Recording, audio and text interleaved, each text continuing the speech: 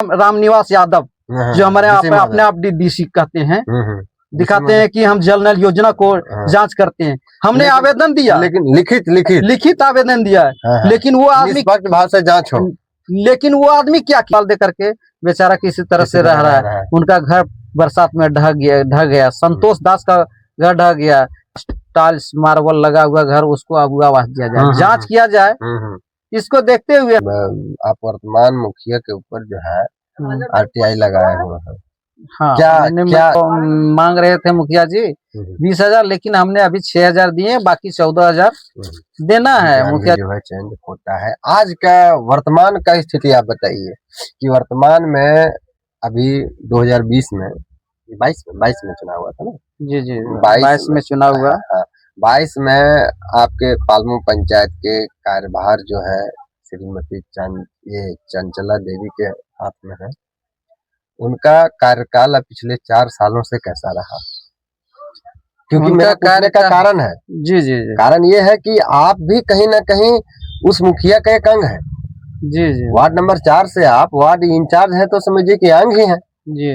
तो कहीं ना कहीं मान लीजिए कार्यकारिणी बैठक हो, कुछ भी हो, आपको तो सारा चीज पता है। सबसे पहले मैं वार्ड सदस्य का चुनाव जीता और मुझे सरकार ने सर्टिफिकेट देने का काम किया जी। वार्ड सदस्य जीतने के बाद मैं उप मुखिया के चुनाव लड़े। एक वोट से मैं एक वोट नहीं मुझे दिया, आज मैं पूर्व मुखिया नहीं बन पाए। और बनने के बाद जैसे ही मुखिया चुनाव हुआ, कुछ दिन के बाद जो उनको जिताने में मैंने सहयोग किए थे, उन लोगों को चुनाव योजना मिल गया। 4-5 लोगों 7-8 लोगों थे, सभी को योजना मिल गया। हम लोगों ने वार्ड सदस्य एक बार कार्यकारिणी बैठक में बुलाए। इसके बाद हम लोगों ने पूछा मुखिया पति संपूर्ण सिंह जी को कि आप ऐसा क्यों किए? बोला हमसे गलती हो गया, दोबारा ऐसा गलती नहीं होगा। लेकिन पुनः वही गलती बार बार होते रहा। इसके बाद अबुआ आवास हमारे हेमंत सोरेन देने का काम किए थे। अबुआ आवास का फॉर्म भरा जा रहा था, लेकिन हम लोगों ने भरे और आपको किसी भी प्रकार का कोई जानकारी नहीं मिला? नहीं, अबुआ आवास में जानकारी था, लेकिन जो हमने उसको फॉर्म दिए उसको ना फॉर्म लेने से एक्सेप्ट नहीं किए। और जाकर के थोड़ा सा ये हमारे पंचायत सेवक थे ओमकार देव, उन्होंने मेरे 4-5 गो लिस्ट लिए और 4-5 गो अबुआ हम भी कराए अपने वार्ड में। बाकी बाद मुखिया साहब को हमने फोन किया कि आप जो हमारे फंड में पैसा पक्षपात पूरा पक्षपात करते हैं। अभी देखा जाए तो जो भी विकास हो रहा है सिलौना में हो रहा है विकास, न हरियोडी में हो रहा है, न पालमो में हो रहा है, न दसंदी डी में, न आजाद नगर में, ऐसे कोई नहीं वहाँ हो रहा है। तो जिनके पास टाइल्स मार्बल लगा हुआ घर, उसको अब आवास दिया जाए, जांच किया जाए। इसको देखते हुए हमने जब देख लिया कि मुखिया पूरा मनमानी कर रहा है मेरे वार्ड एक मिनट आप सुनने में आया कि आप वर्तमान मुखिया के ऊपर जो है आरटीआई लगाए हुए हैं।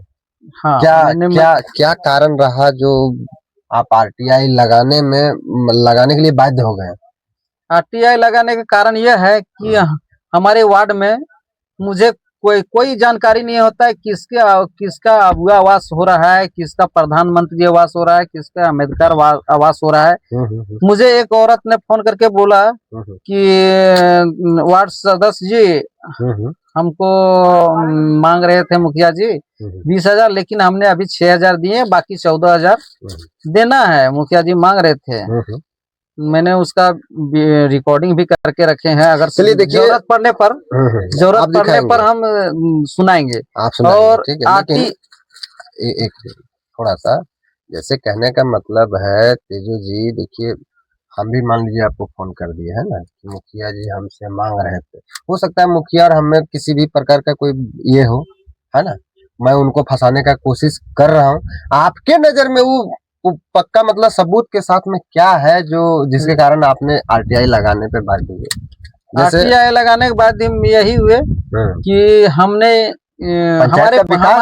हमारे वार्ड में लगभग 3 नंबर वार्ड में मिल गया, 4 नंबर वार्ड में मिल गया, सभी वार्डों में 2-3 वार्डों में काम मिला, लेकिन मेरे वार्ड में अभी तक मेरे हिस्से का कोई ऐसा काम नहीं हुआ। जबकि हमने 2-2, 3-4 चेक स्लिप बना के रखे हुए हैं, पंचायत सेवक को दे दिए हैं। ऐसे नहीं हुआ मुखिया जी के जो क्या कहते हैं, हमको सुनने में भतीजा जो है आपके वार्ड में तो पुलिया बनाने का काम किया है महाराज, आप कहाँ थे? हाँ, हमारे वार्ड में बना है, लेकिन उसका भतीजा ये सरकारी स्टाफ है, होम गार्ड है। उसका पिताजी जो एक्सपायर किए, उसके बाद विद्यासागर सिंह को होम गार्ड का पद मिला। अपने जाके ले आइए ना लोग, विद्यासागर सिंह के एगो होम गार्ड है, उनके नाम से मेरे घर के सामने एगो पुलिया बनाया। और जब हम मुखिया जी को बोलते हैं कि मेरे वार्ड में कुछ विकास का पैसा दिया जाए, जबकि वार्ड इंचार्ज आप हैं, हम हैं, लेकिन मेरे वार्ड में अगर विद्यासागर सिंह बनाता है पुलिया, और विद्यासागर सिंह हमारे संविधान के अनुसार ऐसा है कि जो ये प्रतिनिधि होते हैं, उनके ब्लड ग्रुप के लोग, चाहे उनका भतीजा हो, उनका भाई हो, उनका पत्नी हो, भाई बेटा हो, ये प्रावधान है कि वो योजना नहीं ले सकते हैं। लेकिन उनका भतीजा एक सरकारी कर्मचारी होते हुए योजना का 3-4 योजना बनाए। एक सरकारी कर्मचारी होते हुए योजना का 3-4 योजना बनाए। सिजुआ याहर में दूसरा छठ घाट फर्स्ट में, हमारे वार्ड में सम्मन दास के घर के पास एगो पुलिया बनाया अपने नाम से। तो सरकार तो प्रावधान किया है कि वैसा नहीं प्रतिनिधि के कोई जाति अथी नहीं कर सकते, लेकिन इन्होंने ऐसा काम किया। बाकी बात हम लोगों को लिए पैसा उसके पास नहीं है, मुखिया जी के पास। सिजुआ याहर में जो बोल रहे थे अभी, सिजुआ याहर में मुखिया जी के घर के सामने वो सिजुआ याहर पड़ता है, उसमें विद्यासागर सिंह के नाम से एक जमका सिंह के नाम के से 2 योजना, मैंने एक ही सीढ़ी बनाया, थोड़ा थोड़ा करके डिवाइड करके। और वहाँ छठ भी नहीं होता है, छठ घाट 2 योजना का नाम दिया गया है। हाँ, और दोनों को अलग अलग, एक जमका सिंह के नाम से, एगो विद्यासागर सिंह के नाम के। विद्यासागर सिंह एगो होम गार्ड है, उनका नाम से होना नहीं चाहिए था। ये बात ये जो आप बात बोल रहे हैं कि 2 योजना को एक ही में कन्वर्ट करके जो कुछ भी है उसको 100 फीट लंबा चौड़ा सीढ़ी बनाया है ना, और वहाँ छठ भी नहीं होता है। तो हम ग्राउंड रिपोर्टिंग करने के लिए जाएंगे, इस बात का ध्यान रख दीजिए। जी, आप जा सकते हैं। जब हमको टाइम मिलेगा हम जा करके ग्राउंड रिपोर्टिंग से इस चीज को हम देखेंगे, क्योंकि देख सकते हैं। ठीक है। और हमारे पंचायत में जो पहले डोभा 50 बाय 50 था, उसको थोड़ा सा सीढ़ी चौड़ा करके 60 बाय 60 में करके और पैसा निकासी किया जा रहा है। पहले का जो डोभा था, पहले डोभा नंदकिशोर के कार्यकाल में जो डोभा था, वो 50 बाय 50 था, उनको थोड़ा सा चौड़ा कर दिया, सीढ़ी बना दिया और 60 बाय 60 कर दिया। पुनः पैसा सरकार का पैसा दुरुपयोग कर रहा है। ऐसे में बहुत से सारे जितना डोभा हमारे पालमू पंचायत में हुआ है वैसा ही हुआ है।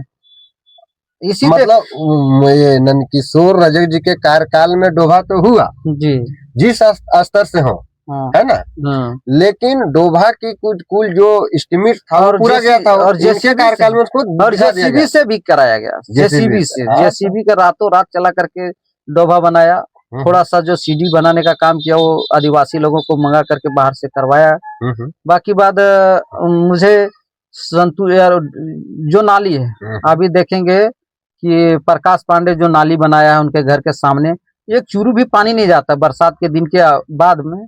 कहिए तो एक चूरू पानी जाने का कोई अथी नहीं है, लेकिन वहाँ नाली निकाला गया। दसंधी डी एक ऐसा गांव जहाँ पे किसी भी प्रकार का कोई यूज नहीं। दसंधी डी ऐसा गांव है जहाँ जाने के लिए लोगों को सोचना पड़ता है, लेकिन वहाँ के वार्ड सदस्य हमारे नरेश बाबू हैं, नरेश यादव जी, वो रहते नहीं घर में, उनकी पत्नी है वार्ड सदस्य, और वहाँ हम लोगों को बरसात में जाना ही मुश्किल पड़ता है, नहीं जा पाते हैं। वहाँ किसी तरह का योजना नहीं मिलता है, ना रोड का मरम्मती होता है, ना रोड बनता है।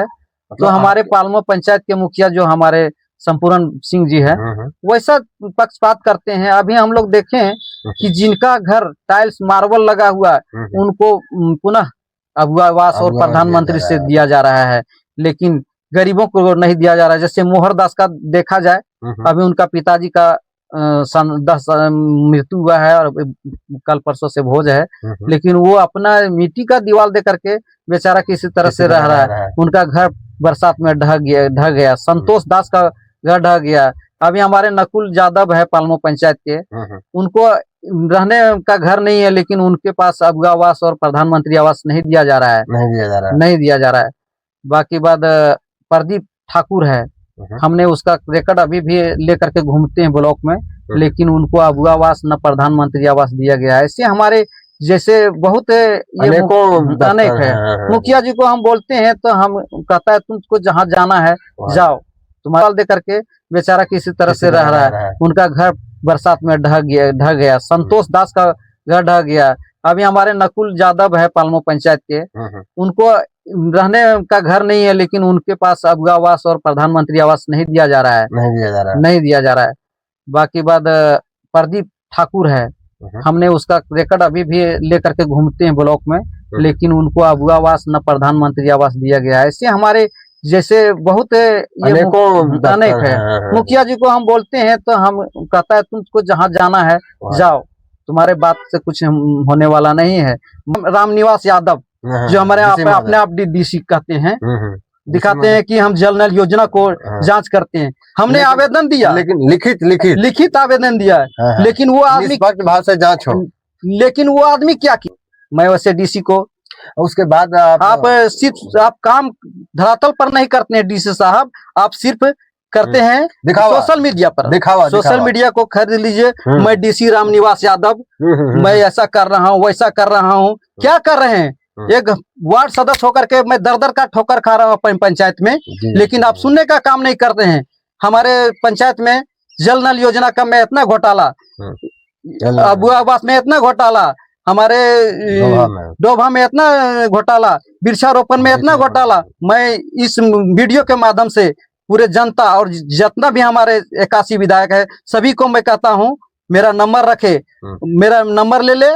मैं तेजो रजक अगर झूठ बोलता होंगे तो मुझे कॉल करके बताएं कि आप कैसे कहते हैं कि आपके ऊपर कार्रवाई हो सकता है, कार्रवाई करें, लेकिन कोई सुनने को तैयार नहीं है। मैं सभी पर एसडीओ साहब, एसडीपीओ साहब, डीसी साहब, बीडीओ साहब, ब्लॉक के बड़ा बाबू सभी के चक्कर लगा के 4 महीने से कब को दौड़ रहे हैं, लेकिन हमारे आरटीआई का जवाब देने के लिए किसी के पास तो मान लीजिए आप जिला तक ही गए हैं, आगे जाने का प्रोग्राम है क्या? जी। मैं अभी थोड़ा सा अपने काम में व्यस्त हूँ। खेती का दिन है, खेती दिन के बाद होने के बाद मैं अपने पंचायती राज जो हमारे झारखंड के हैं उनके पास जाने का काम करूंगा, लेकिन मैं हार नहीं मानूंगा। मैं आगे बढ़ता रहूंगा। 1 साल अभी मुखिया जी का और कार्यकाल बचा हुआ है, तब तक मैं दौड़ता रहूंगा जब तक मुझे न्याय नहीं मिल जाए। धन्यवाद।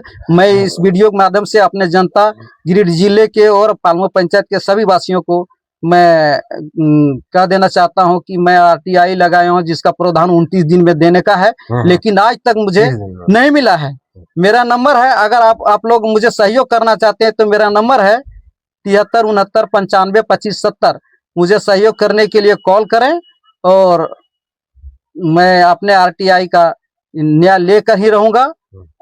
अगर आपको लगता है कि मैं तेजो रजक का कुछ मदद कर दूं तो करने के लिए आप मेरे नंबर पर कॉल करें। मैं आपको धन्यवाद देता हूं। पूरे जनता जनार्दन को, सभी साथियों को नमस्कार। इतना ही का